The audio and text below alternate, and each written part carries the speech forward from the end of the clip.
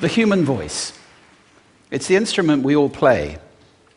It's the most powerful sound in the world, probably. It's the only one that can start a war or say, I love you. And yet many people have the experience that when they speak, people don't listen to them. Why is that? How can we speak powerfully to make change in the world? What I'd like to suggest, there are a number of habits that we need to move away from. I've assembled for your pleasure here 7 deadly sins of speaking. I'm not pretending this is an exhaustive list, but these 7, I think, are pretty large. Habits that we can all fall into. First, gossip. Speaking ill of somebody who's not present. Not a nice habit, and we know perfectly well the person gossiping 5 minutes later will be gossiping about us. Second, judging. We know people who are like this in conversation, and it's very hard to listen to somebody if you know that you're being judged and found wanting at the same time. Third, negativity. You can fall into this. My mother, in the last years of her life, became very, very negative, and it's hard to listen. I remember one day I said to her, it's October the 1st today, and she said, I know, isn't it dreadful? It's hard to listen when somebody's that negative. And another form of negativity, complaining. Well, this is the national art of the UK. It's our national sport. We complain about the weather, about sport, about politics, about everything. But actually, complaining is viral misery. It's not spreading sunshine and lightness in the world. Excuses. We've all met this guy. Maybe we've all been this guy. Some people have a blame thrower. They just pass it on to everybody else and don't take responsibility for their actions. And again, hard to listen to somebody who's being like that. Penultimate, the 6th of the 7, embroidery, exaggeration. It demeans our language, actually, sometimes. For example, if I see something that really is awesome, what do I call it? And then, of course, this exaggeration becomes lying, out and out lying, and we don't want to listen to people we know are lying to us. And finally, dogmatism. The confusion of facts with opinions. When those two things get conflated, you're listening into the wind. You know, somebody is bombarding you with their opinions as if they were true. It's difficult to listen to that. So here they are, 7 deadly sins of speaking. These are things I think we need to avoid. But is there a positive way to think about this? Yes, there is. I'd like to suggest that there are 4 really powerful cornerstones, foundations, that we can stand on if we want our speech to be powerful and to make change in the world. Fortunately, these things spell a word. The word is hail, and it has a great definition as well. I'm not talking about the stuff that falls from the sky and hits you on the head. I'm talking about this definition, to greet or acclaim enthusiastically, which is, I think, how our words will be received if we stand on these 4 things. So what do they stand for? See if you can guess. The H, honesty, of course. Being true in what you say, being straight and clear. The A is authenticity, just being yourself. A friend of mine described it as standing in your own truth, which I think is a lovely way to put it. The I is integrity, being your word, actually doing what you say, and being somebody people can trust. And the L is love. I don't mean romantic love, but I do mean wishing people well. For 2 reasons. First of all, I think absolute honesty may not be what we want. I mean, my goodness, you look ugly this morning. Perhaps that's not necessary. Tempered with love, of course, honesty is a great thing. But also, if you're really wishing somebody well, it's very hard to judge them at the same time.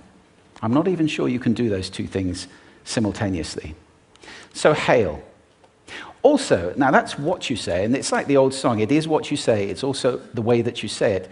You have an amazing toolbox. This instrument is incredible, and yet this is a toolbox that very few people have ever opened.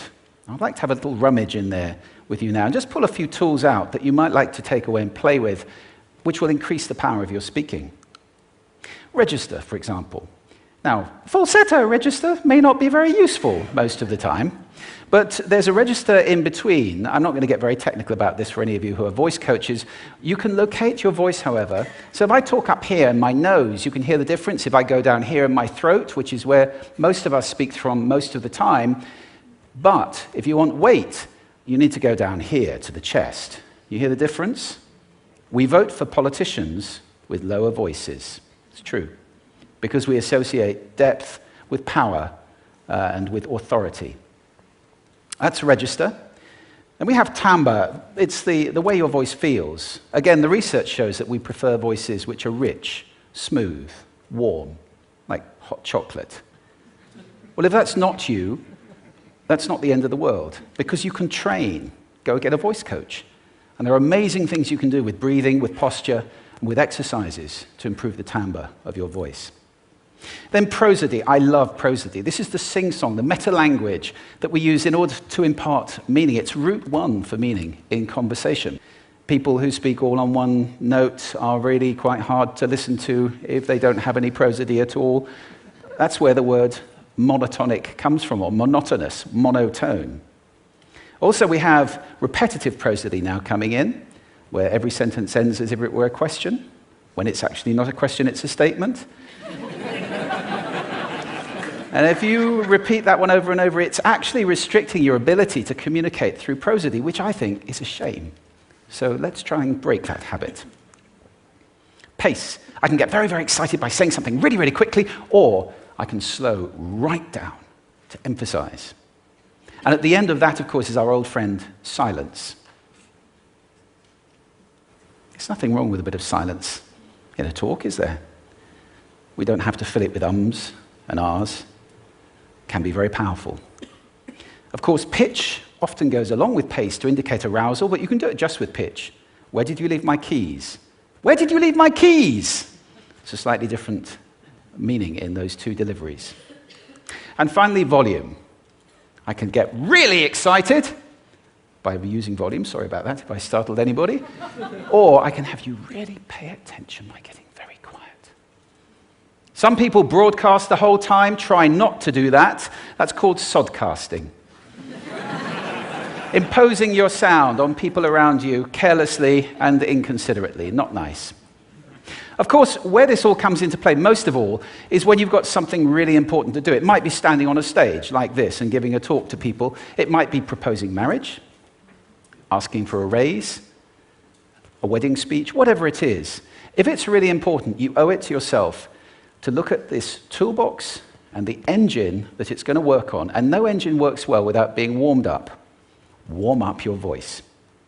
Actually, let me show you how to do that. Would you all like to stand up for a moment? I'm going to show you the 6 vocal warm-up exercises that I do before every talk I ever do. Anytime you're going to talk to anybody important, do these. First, arms up.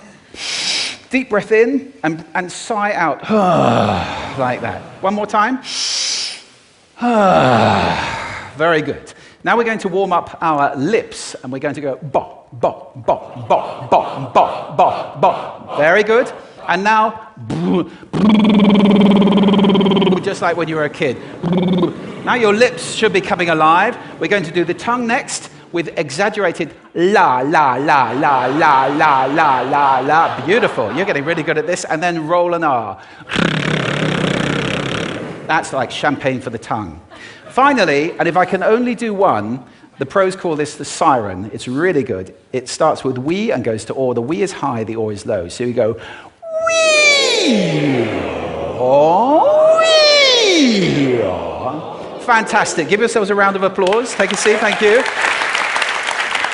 Next time you speak, do those in advance. Now, let me just put this in context to close. This is a serious point here. This is where we are now, right? We speak not very well into people who simply aren't listening in an environment that's all about noise and bad acoustics. I have talked about that on this stage in different phases. What would the world be like if we were speaking powerfully to people who are listening consciously in environments which were actually fit for purpose? Or to make that a bit larger, what would the world be like if we were creating sound consciously and consuming sound consciously and designing all our environments consciously for sound? That would be a world that does sound beautiful, and one where understanding would be the norm. And that is an idea worth spreading. Thank you. Thank you.